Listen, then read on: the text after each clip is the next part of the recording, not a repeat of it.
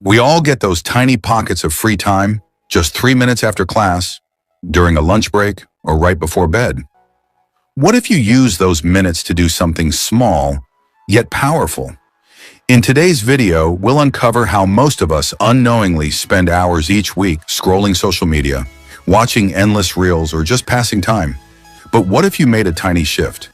These small actions, done daily, can grow your skills, boost your confidence, and build a habit of making every minute count. So let's not waste another second. Let's jump right into today's topic. Watch till the end. You might just unlock a new version of yourself. And if this video helps you even a little, please give it a like. Have questions or thoughts? Share them in the comments, and don't forget to subscribe for more helpful content.